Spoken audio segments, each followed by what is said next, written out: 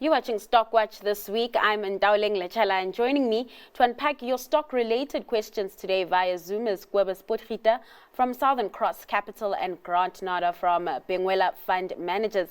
Be sure to send your questions through via email to stockwatch@bdtv.co.za, via SMS on 41392, or on X at Business Day TV using the hashtag StockWatch. Gents, thanks so much for your time this afternoon. And let's, start off by reflecting on markets performance this week. We're about to close off another week, of course, and Trump's tariff still dominating headlines. At some point, it seemed like tariffs were off the table when a federal court blocked the duties, requesting that the Trump administration stop collecting tariffs.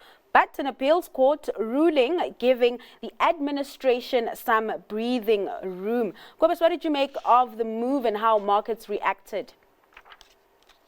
Well, I suppose the reactions were mixed. Yeah. Some positive sentiment, which may be somewhat displaced in the wake of the trade court that blocked the essentially the mechanism that was utilized for enforcing the tariffs, and the appeals court just putting a hold on this pending the appeals process. I'm no expert in the American legal system, so I won't comment as to whether or not the outcome will be in Trump's favor or not. But certainly he has reiterated his position that come rain or shine, these tariffs will be implemented, and there are alternative mechanisms for them to do that. Other forms of legislation that can be enacted, or God forbid, they could actually take this through Congress, as one does in a democracy. Get that consensus amongst the Senate and the House, and get it passed as legislation, which is something Trump doesn't like doing. He likes dictating terms, but the sort of tariff to and fro continues. And I think more interestingly, this morning we saw Scott Bessent saying that the talks with China have essentially stalled, even though it seems like the talks with Japan are still going well. So a lot of uncertainty remains, despite the fact that May was a great time to be invested in the market, and against this uncertain backdrop, markets have been performing pretty well. And one thing's for sure, one thing we are certain about is that there will be uncertainty. Grant, just your take on the markets picture. It did seem like markets started off rallying earlier yesterday with the US futures shooting up, but then we did see a pullback coming through, that also playing out in trade today with US futures in the red, as well as European markets. No, rather it was JSE markets in the red, European markets were in the green. Yeah, I mean, look, tariffs are back on again, at least temporarily, so it's an on-off scenario. But I think the markets moved past peak tariff concern and uncertainty long ago already. You can just see that by looking at the markets. Europe's at all-time highs. China's had a decent run. The US is almost back to its all-time highs. And so I think the tariffs are now the noise. The market's looking at what is the impact on earnings, what's the impact on inflation, what's the Fed going to do with rates, and there's going to be some tariffs in the system, a lot less than what was originally expected. Yeah. And so it's about moving forward from this. And I think the tariffs are becoming sort of more and more muted in their effect on the market. The real question is what happens between the US and China, which is the real that's where the real standoff's going to be, around tariffs and trade negotiations. I think the rest will come to terms. And of course, all of this has weakened Trump's leverage and his ability to make threats in the face of these negotiations. So I think his hand is weakened significantly, and it's going to further dampen this impact of tariffs, is my opinion. All right, let's get into some questions, and there's no surprise that there's a question here on Nvidia after those upbeat earnings earlier this week. The viewer asks if this is a good time to get into Nvidia. Grant, I'll start with you. So, look, as great as it is, be aware that it is cyclical, and this AI Capex cycle looks incredibly strong, but it may not. It's not a straight line. This is not having said all of that, I think it's a phenomenal company. I think their moat is underappreciated. And I think this renewed focus by the US administration and US corporates to say we can't keep our technology away from the world, else the world will develop its own technology, specifically China. So let's rather be the global standard, and let's rather be the ones who are putting our technology into other countries rather than vice versa. And that's, you're seeing these trade deals come through in Saudi Arabia and other deep pockets in the world. And so I think that's supportive. I think you can still buy Nvidia at these levels, but I can't say that it's dirt cheap. I think you probably need to buy some here and be a little bit patient and look to add if you do see pullbacks. And what about you, Cobus? Are you seeing value there even at those prices? Nvidia is my ultimate FOMO trade. I'll be honest. One of those, remains expensive. Remains. I agree with Grant in that it's cyclical, and whenever I look at the share price and the multiples, even against quite optimistic forward expectations, it looks like it's priced for better than those expectations, and that the party should continue indefinitely. So I like it, and I mean, let's get real. It's not a dot-com bubble stock. They are making enormous returns, very, very real returns. But discounting that as aggressively as the market is, I don't see the value in it at present. Having said that, if for whatever reason there is an opportunity to get in, maybe I'll get rid of my FOMO, but not at the current elevated levels. All right, let's stick with you then, Cobus. There's a question here on Boxer and whether it is a buy. I think, a lot of our viewers are quite uncertain about Boxer since we've seen the share price swing sideways. Yes. Look, I think they timed their listing perfectly in terms of the sentiment around South Africa. So that worked out very nicely for them. When we even saw that in terms of the upgrades that Pick and Pay put through their own capital raise expectations upon listing. It's the only real growth story in South African retail. Those ridiculous growth numbers that we used to see in the likes of Mr. Price or Pep, we are seeing in Boxer.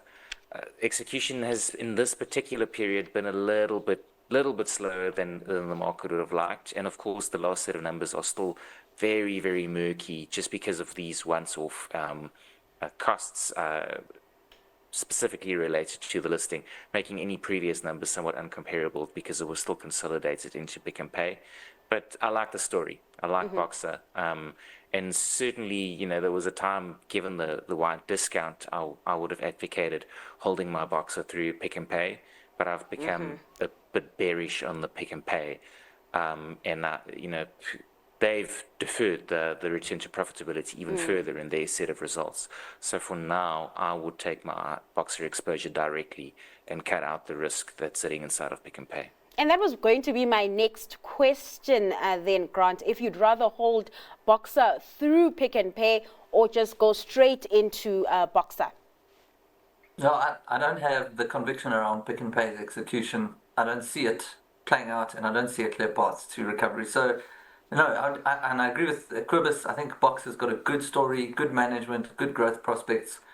Why tainted by going by another, inadvertent path. So I would just own Boxer. I think it's a very good business. I think there's a good story, and I think there will be continue to grow with good operating metrics over the next few years at least.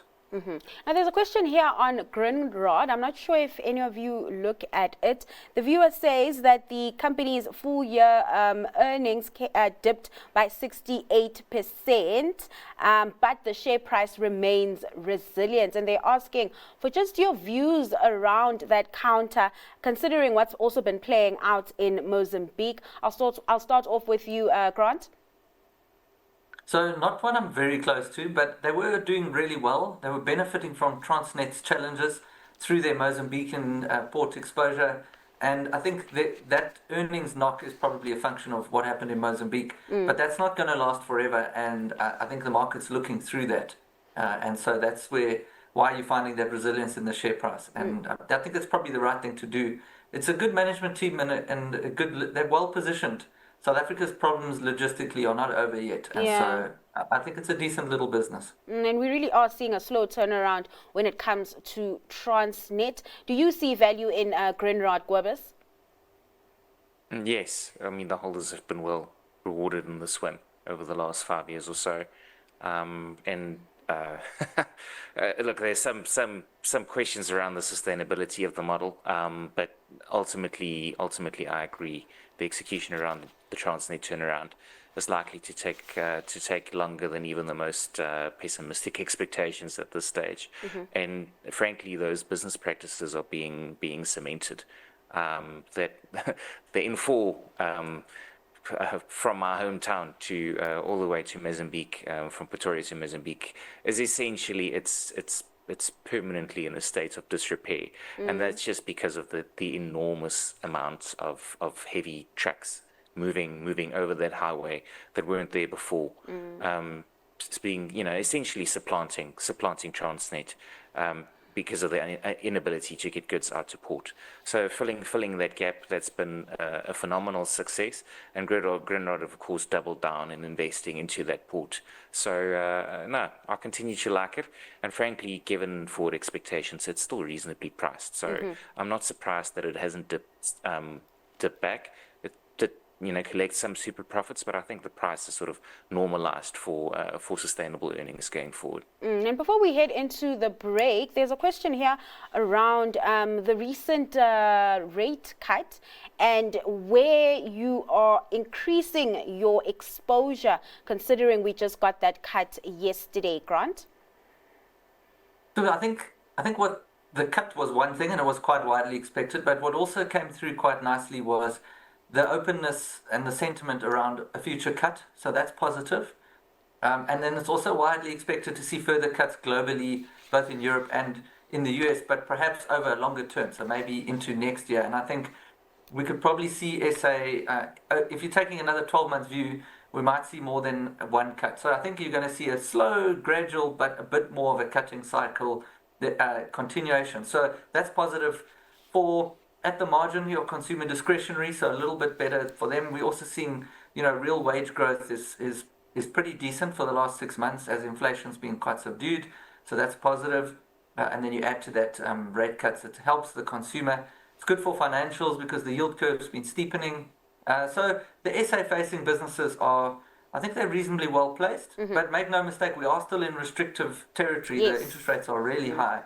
And so it's not a massive windfall. It's just incrementally better, at the margin. Cobus? I broadly agree with Grant's view. One thing I'll point out is I've gone from being a fanboy of the Monetary Policy Committee and their commitment to their mandate to being somewhat critical of the hawkishness in the current environment. The rand is robust. Interest rates are low, are high, are incredibly high given the benign inflation outlook. And I believe we should have seen a larger cut yesterday. Yeah. Not debating whether or not they will cut. It is quite positive that I believe the committee sort of collude and they don't necessarily vote their minds. They signal to the market their intent, and we saw 5 members voting for 25 basis points and 1 member voting for 50. So that is quite positive in terms of that future guidance that somebody at least thought we should be getting a so-called jumbo cut. But just to answer your question more directly, we've increased our exposure to banks and retailers. This is all quite positive for consumer sentiment. Somewhat related, I guess, is inflation came out very benign in Spain and Portugal this morning, which means the ECB might move their cuts a little bit earlier. And we have seen historically that our Reserve Bank tends to wait for the US and the EU to cut and follows them somewhat in tandem. So that remains quite positive. And I think given how benign inflation has been, especially core inflation, on top of the drill baby drill policy continuing to potentially put an overhang on the cost of energy, that's all quite positive for the rates outlook. And ultimately, we're seeing the SA consumer turning the corner. And you touched on financials and banks likely to benefit from that rate cut. There is a question here on Caftech. The viewer says that it's the undisputed champion in our banking sector and priced very well on that front. Are you seeing value in Caftech, Grant? And would you buy it at these levels? I mean, over 3,000 Rand for one share? Yeah, look, this is one of those companies you should own, and yeah, it always looks expensive. It never looks cheap.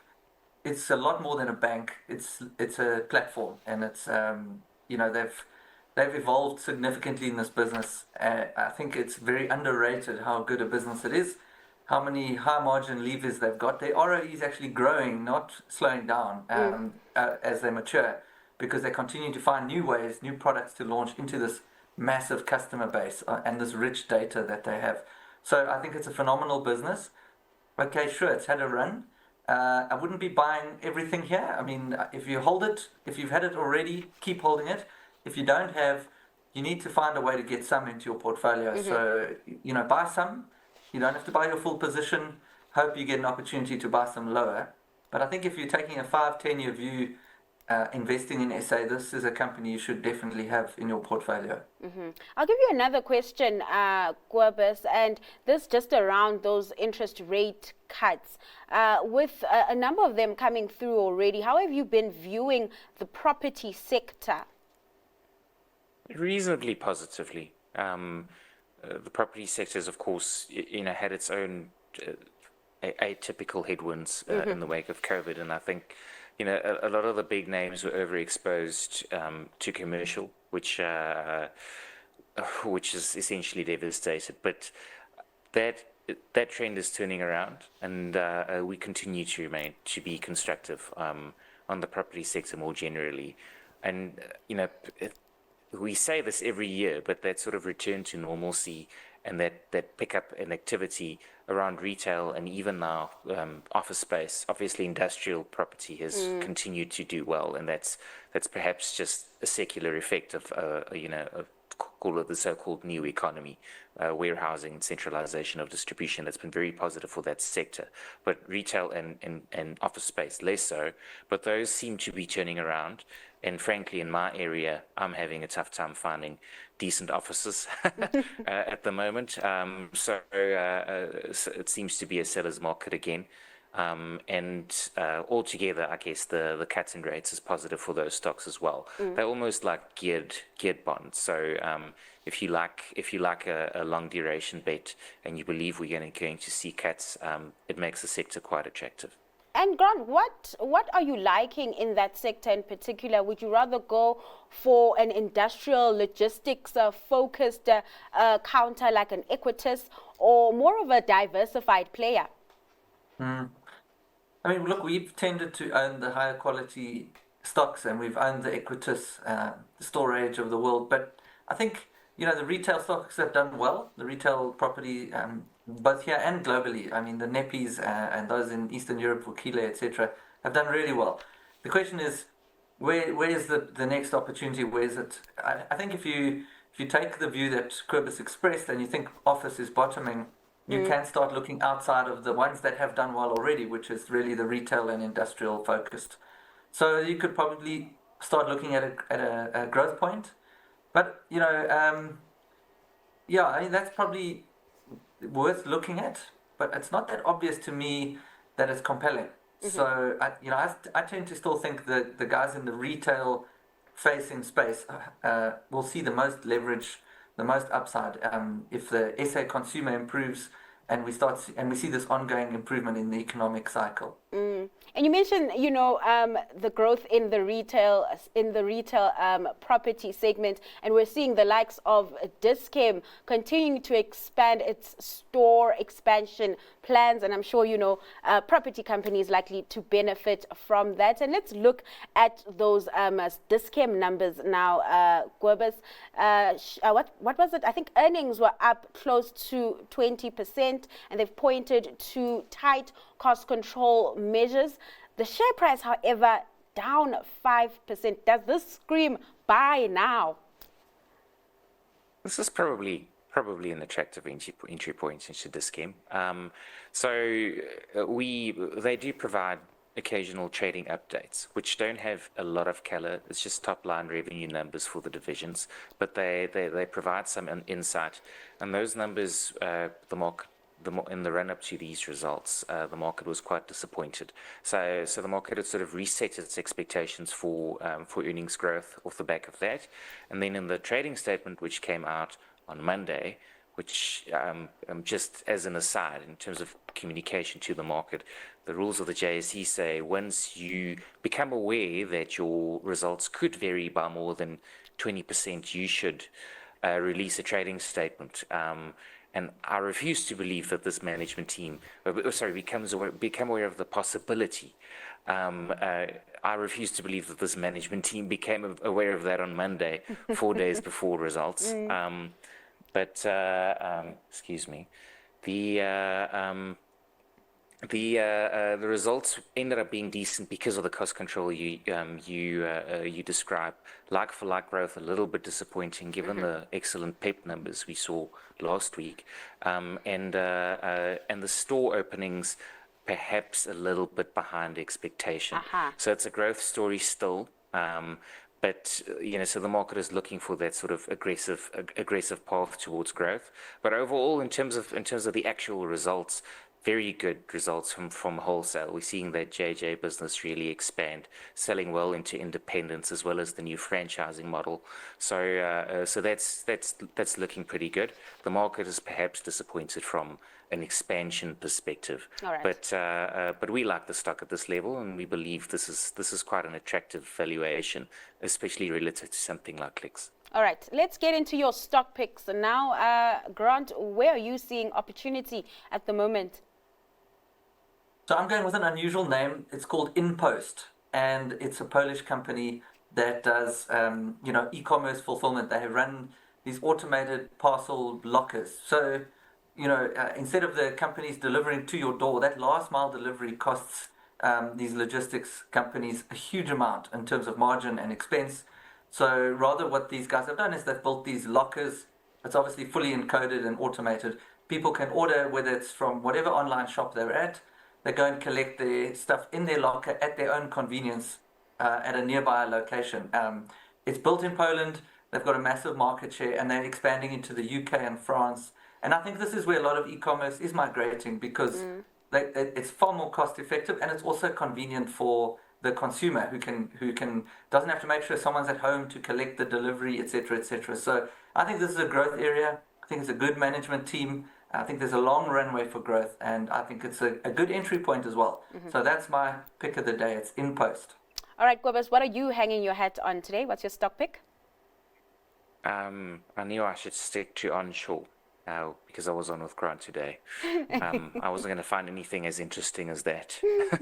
And I've been noticing these Prudo lockers. I actually use them a lot at our local offset points. There you go. It is a cool model. In any case, my pick is Rainet, another company that came with results this week.